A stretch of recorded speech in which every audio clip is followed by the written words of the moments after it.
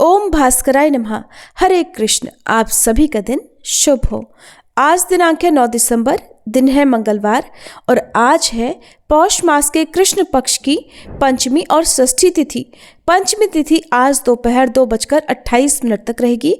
बाद में षष्ठी तिथि प्रारंभ हो जाएगी जो कि अगले दिन दोपहर 1:46 पर समाप्त होगी। आज ब्रह्म मुहूर्त सुबह 5:25 से 6:13 तक रहेगा। सूर्योदय होगा सुबह 7 बजे, सूर्यास्त होगा शाम 5:37 पर, चंद्रोदय होगा रात 10:24 पर और आज इंद्र योग दोपहर 2:33 तक रहेगा। इसके अलावा राहु काल दोपहर 3 बजे से 4:30 बजे तक रहेगा। इससे पहले का अध्याय सुनने के लिए और कमेंट्स करने के लिए आप सभी का बहुत बहुत धन्यवाद। आज सुनिए पौष मास महात्म्य में आगे का अध्याय और उससे पहले सुनिए सीता नित्यनेम की कहानी। इस कहानी को सीता माता कहती थी और प्रभु श्री राम सुना करते थे। एक दिन श्री राम भगवान को किसी काम के लिए बाहर जाना पड़ा तो सीता माता कहने लगी कि भगवान, मेरा तो 12 वर्ष का नित्यनेम है, अब आप बाहर जाएंगे तो मैं अपनी कहानी किसे सुनाऊंगी। तब श्री राम ने कहा कि सीते, आप कुएं की पाल पर जाकर बैठ जाना और वहां पर जो भी औरतें पानी भरने आएंगी उन्हें अपनी कहानी सुना दिया करना। सीता माता कुएं की पाल पर जाकर बैठ गई। तभी एक स्त्री आई। उसने रेशम की जरी की साड़ी पहन रखी थी और सोने का घड़ा ले रखा था। सीता माता उसे देखकर कहने लगी, बहन, मेरा 12 वर्ष का नित्यनेम सुन लो। पर वह स्त्री बोली कि मैं तुम्हारा नित्यनेम सुनूंगी तो मुझे तो घर जाने में देर हो जाएगी और मेरी सास मुझसे झगड़ा करेगी। इसलिए उसने कहानी नहीं सुनी और अपने घर चली गई। लेकिन उसके घर जाते ही उसकी रेशम जरी की साड़ी फट गई। सोने का घड़ा मिट्टी के घड़े में बदल गया। सासू ने देखा तो पूछा, अरे बहू, ये किसका दोष अपने सिर लेकर आ गई है।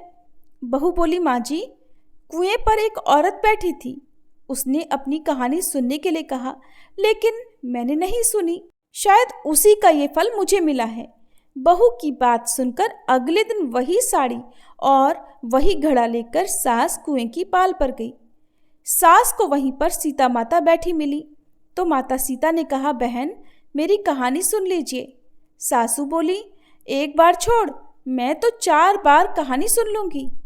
तब सीता माता बोली, राम आए लक्ष्मण आए, देश के पुजारी आए, नित नेम का नेम लाए, आओ राम बैठो राम, तपी रसोई जीमो राम, माखन मिश्री खाओ राम, दूध पताशा पियो राम, सूत के पल का मोठो राम, शाल दुशाला पोठो राम, शाल दुशाला ओढ़ो राम, जब बोलूं राम ही राम, राम सवारे सबके काम, खाली घर भंडार भरेंगे, सबका बेड़ा पार करेंगे, श्री राम जय जय राम। सासू बोली, बहन, कहानी तो बहुत अच्छी लगी। फिर कहानी सुनकर सासू घर चली गई और उसकी साड़ी फिर से रेशम जरी की बन गई। मिट्टी का घड़ा भी फिर वापस से सोने के घड़े में बदल गया। बहू ने देखा तो कहने लगी, सासू माँ, आपने ये सब कैसे किया। सासू बोली, बहू, तू दोष लगाकर आई थी और मैं अब दोष उतार कर आ रही हूँ। बहू ने पूछा कि माँ जी, वह कुएं वाली स्त्री कौन है। सासू ने बताया कि वह तो सीता माता थी।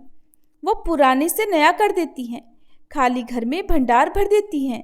वह लक्ष्मी जी का वास घर में कर देती हैं और मनुष्य की जो भी इच्छा हो उसे पूर्ण कर देती हैं। बहू बोली, माँ जी, फिर तो ऐसी कहानी मुझे भी सुना दो। सास बोली कि ठीक है, तुम भी सुनो। फिर सास ने कहानी शुरू की। राम आए लक्ष्मण आए, देश के पुजारी आए, नित नेम का नेम लाए, आओ राम बैठो राम, तपी रसोई जीमो राम, माखन मिश्री खाओ राम, दूध बताशा पियो राम, सूत के पल का मोठो राम, शाल दुशाला पोठो राम, शाल दुशाला ओढ़ो राम, जब बोलूं राम ही राम, राम सवारे सबके काम, खाली घर भंडार भरेंगे, सबका बेड़ा पार करेंगे, बोलो श्री राम जय जय राम। कहानी सुनकर बहू बोली, माँ जी, कहानी तो बहुत अच्छी है। सासू ने कहा, ठीक है, अब से हम इस कहानी को रोज किया करेंगे। अब सास बहू रोज सवेरे उठती, नहाती धोती और पूजा करने के बाद नित्य नेम की सीता माता की कहानी कहती। एक दिन की बात है, उनके यहाँ पड़ोस की एक औरत आई और बोली कि बहन जरा सी आँच तो देना। तो बहू बोली कि आँच तो अभी हमने जलाई ही नहीं। पड़ोसन बोली तो फिर तुम सुबह 4 बजे से उठकर क्या कर रही हो? तो उन्होंने कहा कि हम तो सुबह सुबह उठकर पूजा करते हैं, फिर सीता माता की नित्य नेम की कहानी कहते हैं। पड़ोसन ने उनकी बात सुनकर फिर कहा कि सीता माता की कहानी कहने से तुम्हें क्या मिला? तब वे दोनों बोली कि सीता माता की कहानी कहने से घर में भंडार भर जाते हैं, सारे काम पूर्ण हो जाते हैं, मन की इच्छा भी पूरी होती है। पड़ोसन ने कहा बहन अगर ऐसा है तब तो फिर मुझे भी कहानी सुना दो। तब बहू बोली कि ठीक है, तुम भी ये कहानी सुन लो। राम आए लक्ष्मण आए, देश के पुजारी आए, नित नेम का नेम लाए। आओ राम बैठो राम, तपी रसोई जीमो राम, माखन मिश्री खाओ राम, दूध बताशा पियो राम, सूत के पल का मोठो राम, शाल दुशाला पोठो राम, शाल दुशाला ओढ़ो राम। जब बोलू राम ही राम, राम सवारे सबके काम, खाली घर भंडार भरेंगे, सबका बेड़ा पार करेंगे, श्री राम जय जय राम। पड़ोसन ने इस कहानी को सुना तो कहने लगी बहन कहानी तो बहुत अच्छी लगी। अब वह पड़ोसन भी नित्य नेम सीता माता की कहानी कहने लगी।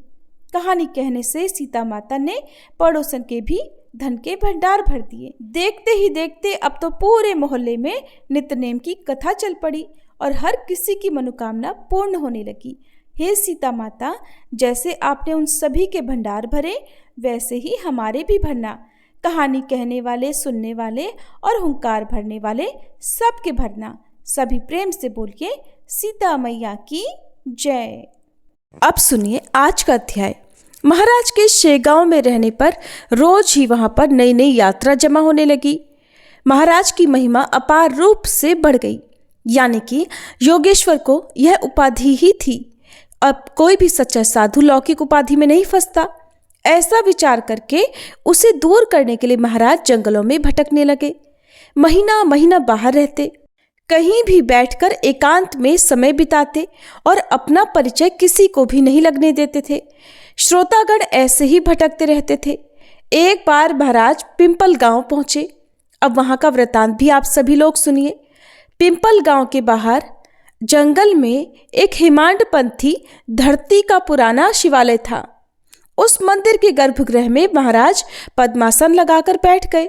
गांव के चरवाहे अपनी अपनी गौवें लेकर सूर्यास्त के समय गांव को वापस लौटने लगे। मंदिर के पास में एक छोटा सा झरना बहता था, जिसमें सभी पशु जल पीते थे। उस दिन गौवें वहां पर जल पी रही थी और कुछ चरवाहे भगवान शिव के दर्शन करने के लिए मंदिर में चले गए। वहां पर पद्मासन में समाधिस्थ तेजपुंज महाराज को देखकर वे आश्चर्यचकित हो गए, क्योंकि सूर्यास्त के समय इस प्रकार कोई भी योगी इन ग्वालों ने कभी नहीं देखा था। सो उन्हें बड़ा आश्चर्य हुआ। उनमें से कुछ बाहर आकर अपने अपने साथियों को पुकारने लगे, बुलाने लगे। कुछ महाराज के सामने बैठ गए।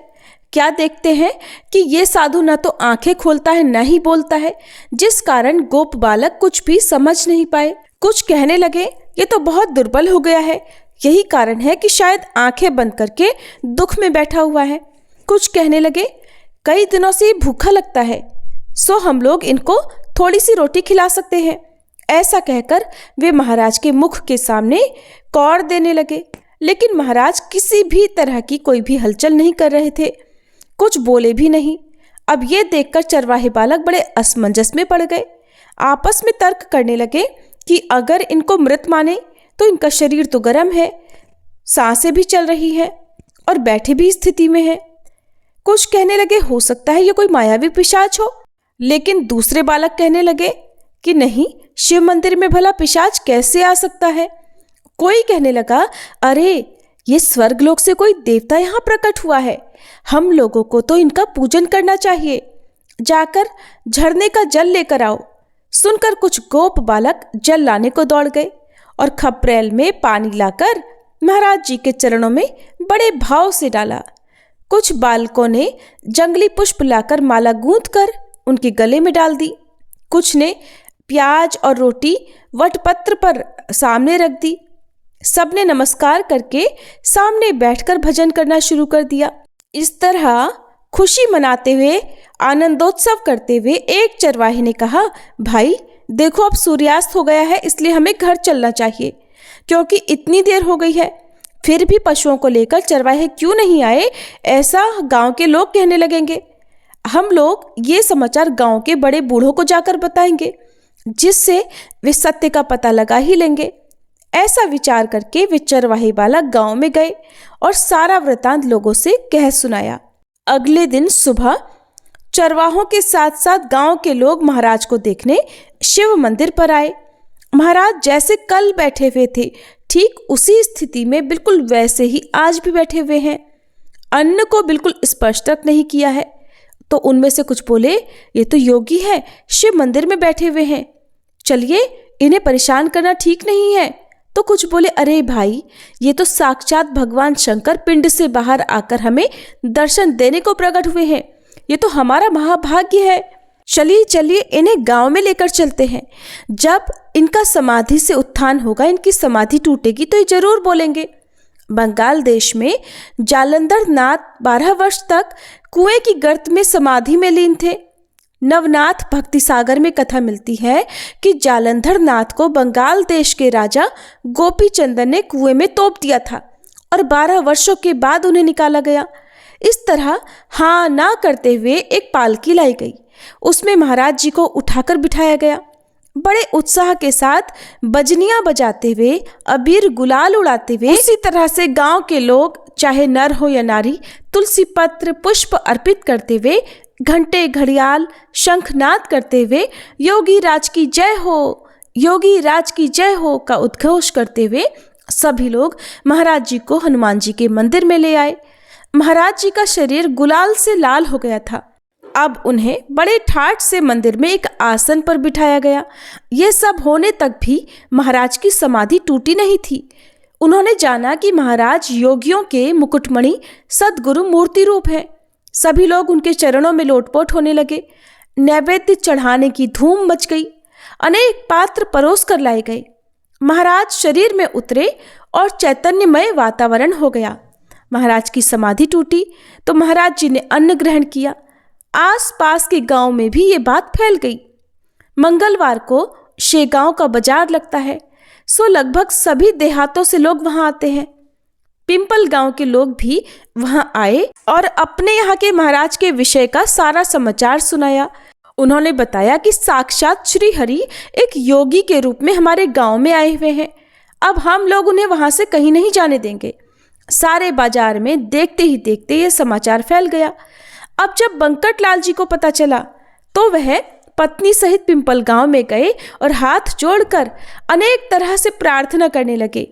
अभी आता हूं कहकर भगवान आप तो चले आए और अब तो आपको गए हुए 15 दिन बीत गए।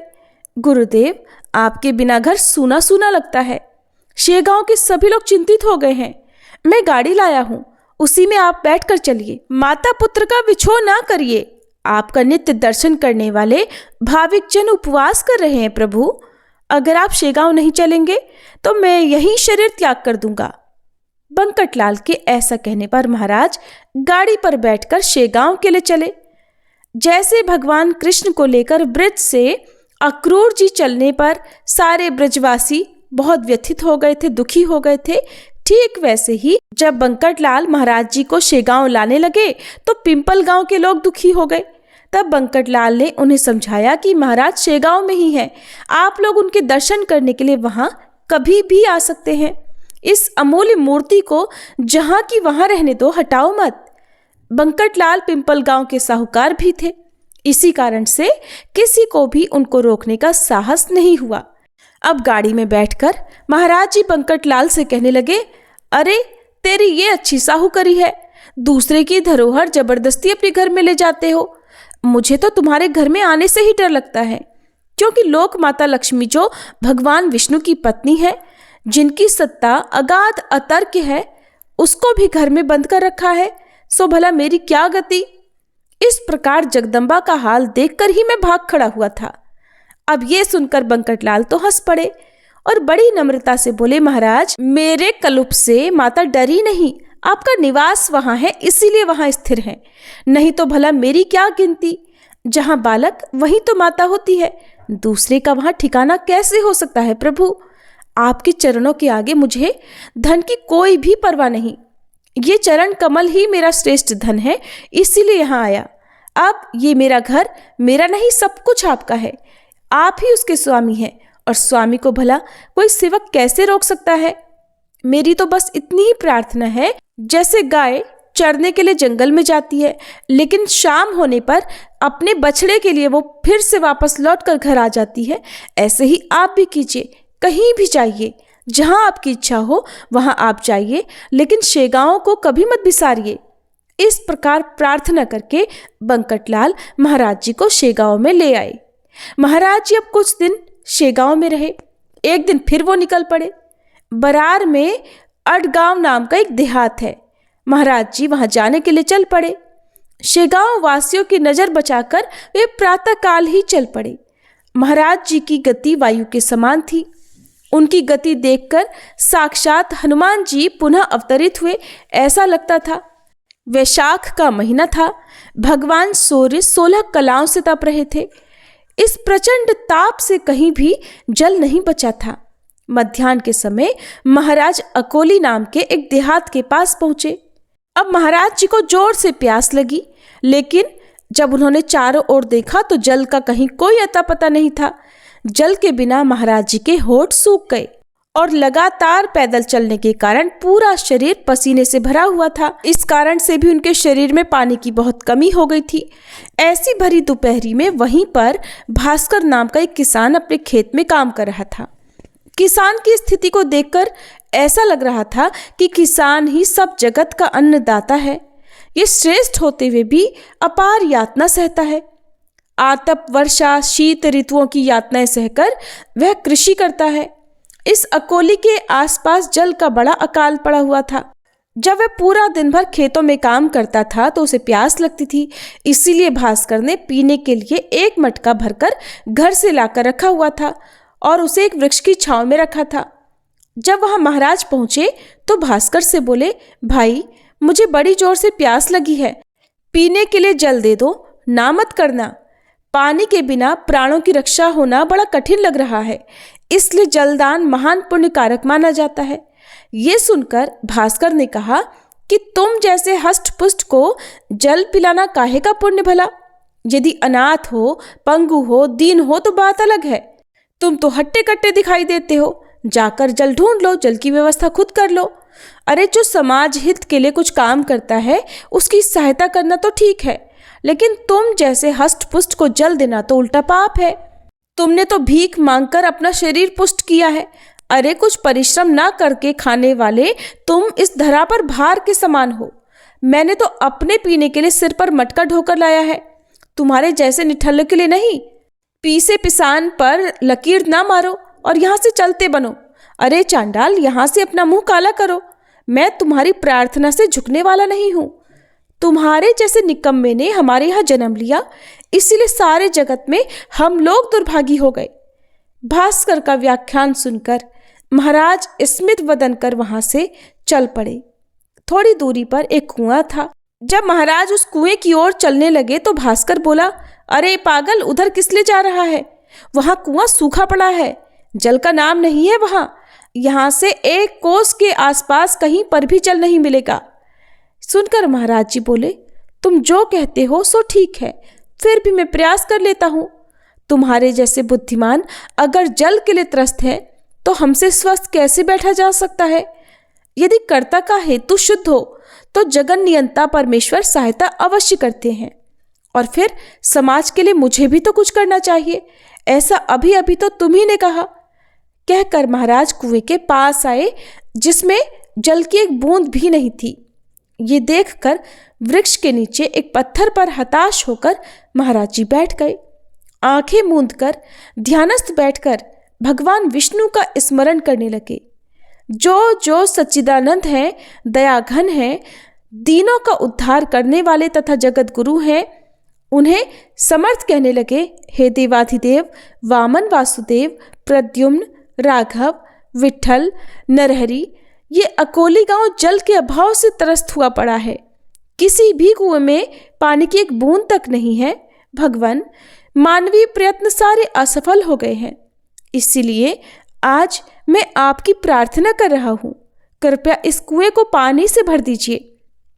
आपकी करनी तो अघटन घटना है, जो घट नहीं सकता वो भी तो आपकी कृपा से शीघ्र घट जाता है। प्रभु, जलते आम वृक्ष में हे पांडुरंग, आपने बिल्ली के शिशुओं का रक्षण किया। भक्त प्रहलाद की रक्षा करने के लिए आप स्तंभ से प्रकट हो गए हैं। गोकुल की गौओं की रक्षा करने के लिए आपने 12 गांवों का अग्निपान किया। इंद्र के कोप से बचाने के लिए नख के अगले हिस्से पर आपने गोवर्धन पर्वत धारण किए। थानेदार दामाजी पंत को छुड़ाने के लिए आपने विठू महाराज जी का रूप धारण किया। चोखा मेला के लिए ढोर खींचे और सावता माली के खेतों की रक्षा करने के लिए तो आपने गधे तक हाँके। प्रभु, उपमन्यु को दूध का सागर प्रदान किया। उसी तरह नामदेव को मारवाड़ में तृषा लगी, प्यास लगी तो सूखे कुएं को लबालब जल से भर दिया। महाराज इसी प्रकार मन ही मन प्रार्थना कर रहे थे कि महान आश्चर्य हुआ। कुएं में झरना फट पड़ा और देखते ही देखते कुआं जल से भर गया। जिसके जगन्नाथ सहाय होते हैं, फिर भला उसके लिए क्या नहीं होता। सत्य है कि ईश्वरी सत्ता अगाध है, अघटन घटना घट सकती है। उछलता हुआ जल महाराज पीकर तृप्त हो गए और जो भास्कर ने देखा उसका तो चित्त चकित हो गया। ये सब देखकर उसका तो कोई तर्क नहीं चल रहा था। अरे, जो कुआं 12 वर्षों से सूखा पड़ा था उसे इन्होंने क्षण भर में जल से भर दिया। हो न हो ये तो महान साक्षात्कारी पुरुष हैं। अब कृषि का काम छोड़कर भास्कर वहां दौड़ते हुए आया और महाराज के चरण कमलों में दृढ़ता से लोटपोट होने लगा। उनके चरण पकड़कर प्रार्थना करने लगा, कहने लगा, हे मानव शरीरधारी भगवान, मैं आपका अबोध शिशु हूं, मुझे क्षमा करो। आपके प्रभाव से अनजान होकर मैंने आपको बहुत कुछ भला बुरा कह दिया था। प्रभु, सो कृपा निधान वो मेरे अपराध क्षमा कर दीजिए। गोपियों के कटु वचन भी तो भगवान कृष्ण ने अपने ध्यान में नहीं लिए थे। आपके बाह्य भेष से मैं ठगा गया था, जिसका प्रत्यक्ष कृति द्वारा अपने भ्रम में निराश किया। हे सद्गुरुनाथ, अब मैं आपके ये चरण नहीं छोड़ने वाला। ये सब प्रपंच मिथ्या है, आज मुझे ये पता लगा। अब इस अज्ञानी बालक को दूर ना कीजिए। सुनकर महाराज बोले, अरे, अब दुखी होने का कारण नहीं। पीने के पानी के लिए सिर पर ढोकर मटका लाने की भी आवश्यकता नहीं। तुम्हारी आवश्यकता के लिए मैंने यहाँ जल का निर्माण किया। अब प्रपंच किस लिए छोड़ते हो? इस कुएं से बाग लगाओ, भरपूर जल है। सुनकर भास्कर बोला, भगवान, अब ये लोभ आप मुझे ना लगाओ। मेरा निश्चय ही कुआं है, सो सूखा पड़ा था। आपकी कृपा से आपने उसे साक्षात्कार रूपी सुरंग लगाकर फोड़ दिया। वह फूटकर उसी में भाव रूपी जल बहने लगा। सो अब मैं बाग अवश्य लगाऊंगा, लेकिन भक्ति का, जिसमें वृत्ति रूपी भूमि, सन्नित्य रूपी फल के वृक्ष लगाऊंगा। सत्कर्म, हाँ सत्कर्म, यही उसके पुष्प वृक्ष होंगे जो नित्य होंगे। अब ये क्षणिक बाग मुझे नहीं चाहिए। श्रोताओं, अब आप लोग संगति लाइए। भास्कर को एक क्षण की संत संगति से उद्धार हो गया, उसका जीवन सफल हो गया। सच्चे साधुओं की संगति सारे बंधनों से श्रेष्ठ है। जैसे तुकाराम महाराज जी ने कहा है, संत चरण रज अभंग में अपने हित के लिए उस अभंग का मनन चिंतन करिए। पानी लगाने के बाद अब सभी लोग महाराज के दर्शन करने के लिए दौड़ पड़े। ठीक वैसे ही दौड़ पड़े जैसे मधुमक्खी मधु के लिए दौड़ती है, शक्कर कण के लिए चींटियां दौड़ पड़ती हैं। वैसे ही साधु जन समुदाय, भारी भरकम भीड़ साधु महाराज जी के लिए दौड़ पड़ी। बड़ा जन समुदाय वहां आया और कुएं के जल को पीकर देखा, जो निर्मल, शीतल और अमृत के समान मधुर था। सभी लोग गजानन महाराज की जय जयकार करने लगे। इसके बाद गजानन महाराज भास्कर के साथ आगे अडगांव न जाकर शेगांव में वापस लौट आए। श्री गजानन महाराज सिद्ध योगी थे। हरे कृष्ण। आज का प्रसंग यही समाप्त हुआ। इसके आगे का वृतांत आप सभी कल के अध्याय में सुनिएगा। सभी प्रेम से बोलिए श्री गजानन महाराज की जय। श्री रवि हरत हो घोरतम अगणित किरण पसारी, वंदन करूं तब चरणन में अर्घ देऊं जलधारी। सकल सृष्टि के स्वामी हो सचराचर के नाथ, निस्दिन होत तुमसे ही होवत संध्या प्रभात। जय भगवान सूरतमहारी, जय खगेश दिन कर शुभकारी। तुम हो सृष्टि के नेत्र स्वरूपा, त्रिगुणधारी त्रैवेद स्वरूपा।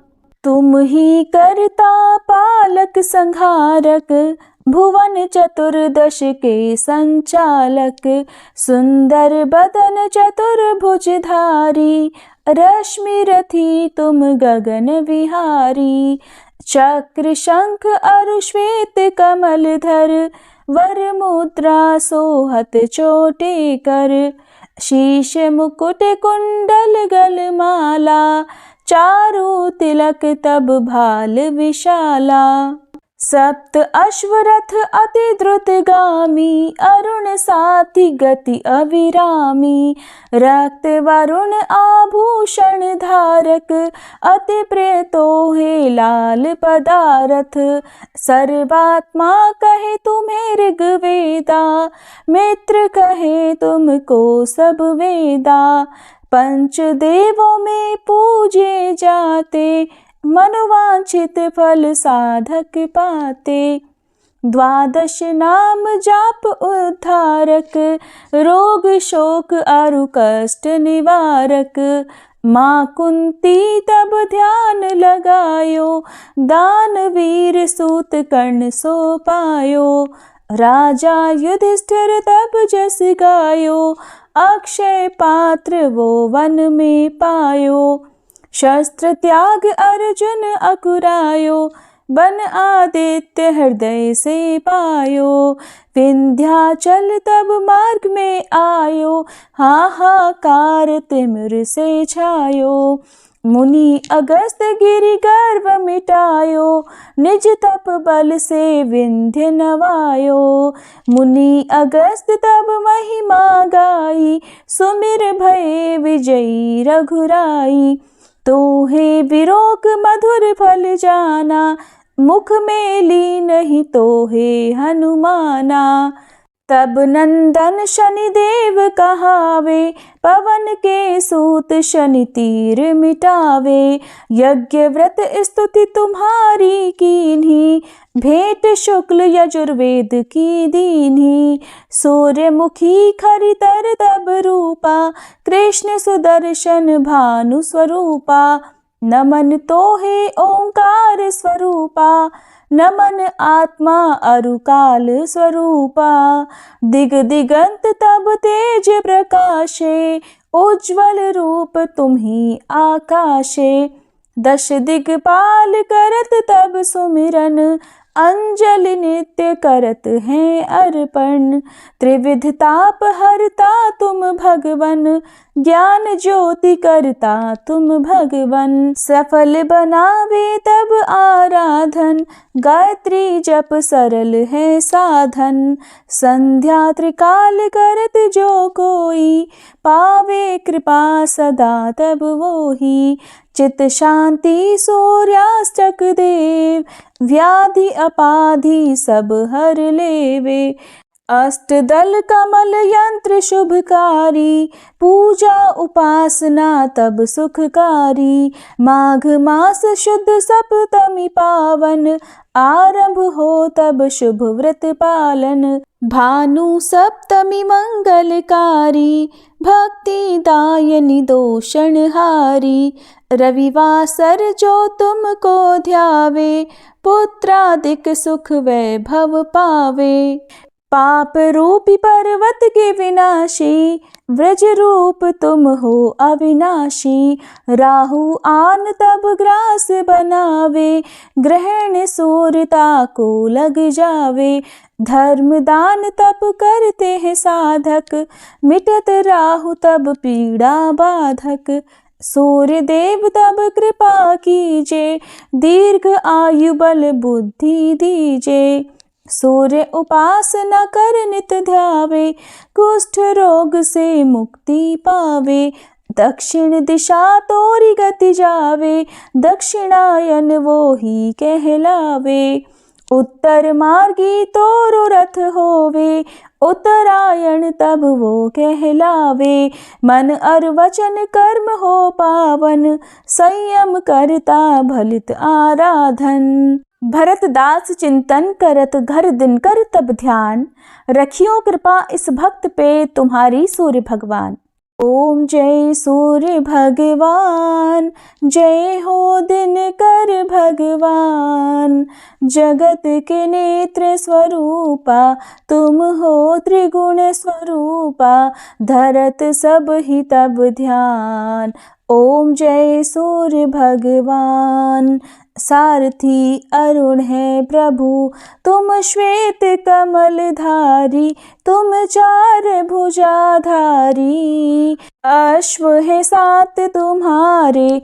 कोटि किरण पसारे, तुम हो देव महान। ओम जय सूर्य भगवान। उषा काल में जब तुम उदयाचल आते, सब तब दर्शन पाते। फैलाते उजियारा, जागता तब जग सारा। करे सब तब गुणगान, ओम जय सूर्य भगवान। संध्या में भुवनेश्वर अस्ताचल जाते, गोधन तब घर आते। गोधूली बेला में हर घर हर आंगन में, हो तब महिमा गान। ओम जय सूर्य भगवान।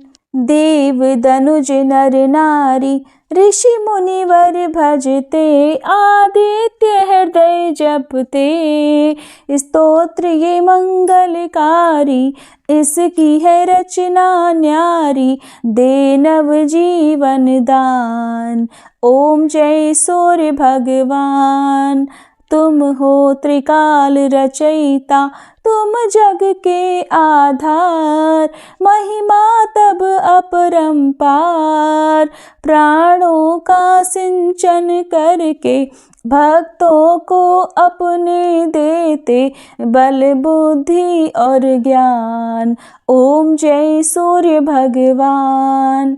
भूचर जलचर खेचर, सबके हो प्राण तुम्ही। सब जीवों के प्राण तुम्ही। वेद पुराण बखाने, धर्म सभी तुम्हें माने। तुम ही सर्वशक्तिमान, ओम जय सूर्य भगवान। पूजन करती दिशाएं, पूजे दश दिक्पाल। तुम भुवनों के प्रतिपाल, ऋतुएं तुम्हारी दासी। तुम शाश्वत अविनाशी, शुभकारी अंशुमान। ओम जय सूर्य भगवान, ओम जय सूर्य भगवान। जय हो दिनकर भगवान। जगत के नेत्र स्वरूपा, तुम हो त्रिगुण स्वरूपा। धरत सब ही तब ध्यान, ओम जय सूर्य भगवान। ओम जय सूर्य भगवान। जय जय तुलसी भगवती सत्यवती सुखदानी। नमो नमो हरि प्रेसी श्री वृंदावन खानी। श्री हरिशीष विरजनी देहु अमर वर अम्ब। जनहित हे वृंदावनी अब न करहु विलंब। धन्य धन्य श्री तुलसी माता, महिमा अगम सदा श्रुति गाता। हरि के प्राणहु से तुम प्यारी, हरहि हेतु कीन्हो तप भारी। जब प्रसन्न है दर्शन दीन हो, तब कर जोरी विनय उस कीन हो। हे भगवंत कंत मम होहु, दीन जानि जानि छाड़हु छोहु। सुनि लक्ष्मी तुलसी की बानी, दीन हो श्राप कध पर आनी। उस अयोग्य वर मांगन हारी, हो बिटप तुम जड़ तनुधारी। सुनि तुलसी ही श्रव्यो तेहि ठामा, करहु वास तुहु नीचन धामा। दियो वचन हरि तब तत्काला, सुनहु सुमुखि जानि होहु बिहाला।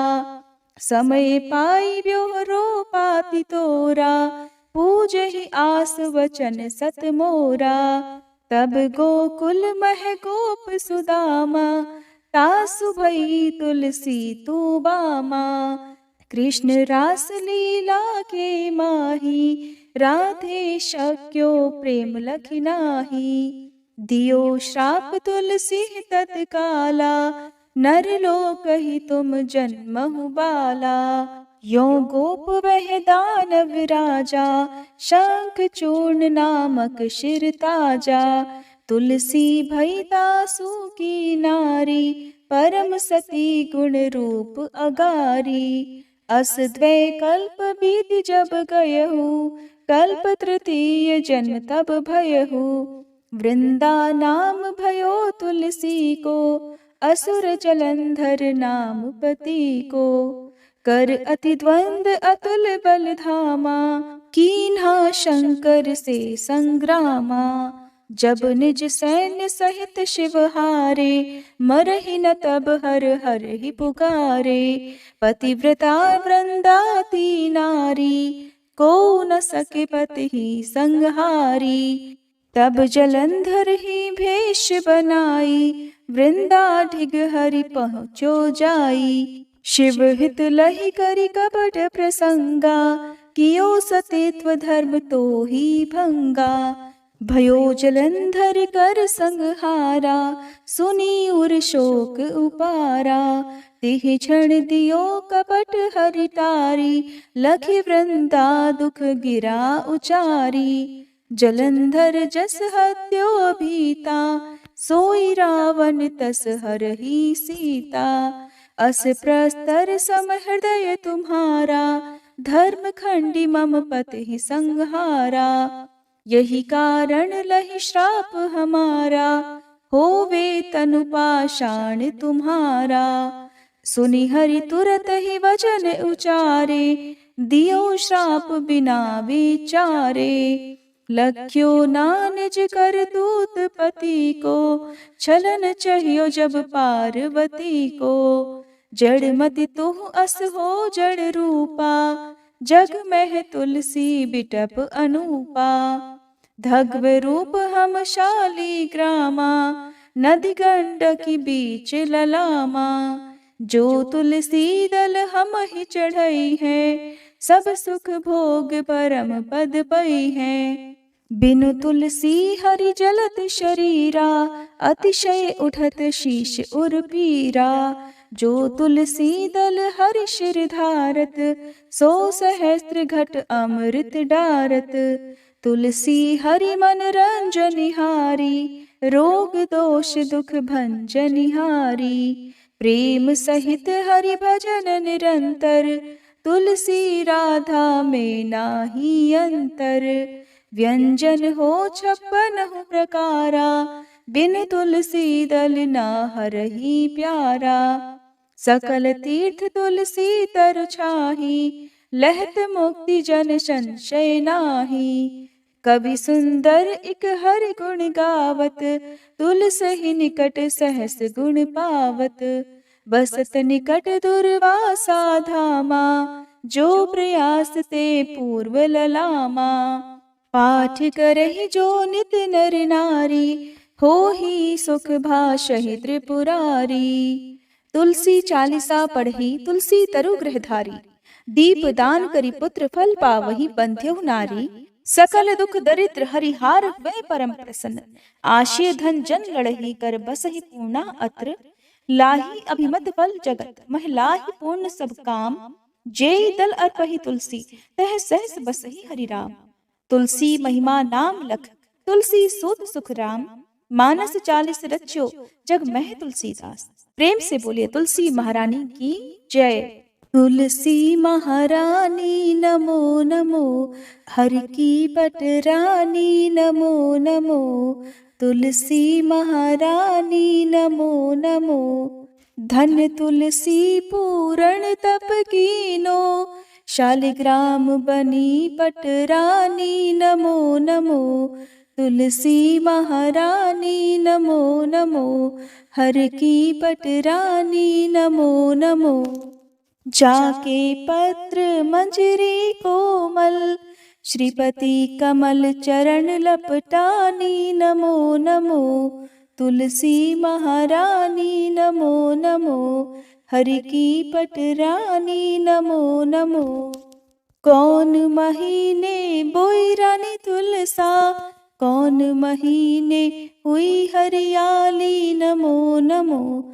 तुलसी महारानी नमो नमो, हर की पटरानी नमो नमो। कौन महीने हुई तेरी पूजा, कौन महीने हुई पटरानी नमो नमो। तुलसी महारानी नमो नमो। आषाढ़ मास में बोई रानी तुलसा, सावन महीने हुई हरियाली नमो नमो। तुलसी महारानी नमो नमो, हरि की पटरानी नमो नमो।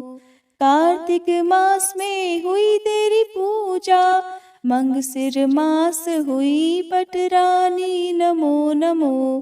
तुलसी महारानी नमो नमो, हर की पटरानी नमो नमो। धूप दीप नैवेद्य आरती, पुष्पन की वर्षा बरसानी नमो नमो। तुलसी महारानी नमो नमो, हर की पटरानी नमो नमो। 56 भोग 36 व्यंजन, बिन तुलसी हरि एक न मानी नमो नमो। तुलसी महारानी नमो नमो, हरि की पटरानी नमो नमो। जो तुलसी को सवेरे गाए, श्री कृष्ण के दर्शन पाए नमो नमो। तुलसी महारानी नमो नमो, हर की पटरानी नमो नमो। जो तुलसी को दोपहर गाए, खीर खांड का भोग लगाए नमो नमो। तुलसी महारानी नमो नमो, हर की पटरानी नमो नमो। जो तुलसी को सांझ को गाए, श्री कृष्ण की आरती उतारे नमो नमो। तुलसी महारानी नमो नमो, हर की पटरानी नमो नमो। जो तुलसी को रात को गाए, श्री कृष्ण के चरण दबाए नमो नमो। तुलसी महारानी नमो नमो, हर की पटरानी नमो नमो। सब सखी मैया तेरो यश गावे, भक्ति दान दीजे महारानी नमो नमो। तुलसी महारानी नमो नमो, हर की पटरानी नमो नमो। तुलसी महारानी नमो नमो, हर की पटरानी नमो नमो। प्रेम से बोलिए श्री कृष्ण भगवान की जय। तुलसी महारानी की जय।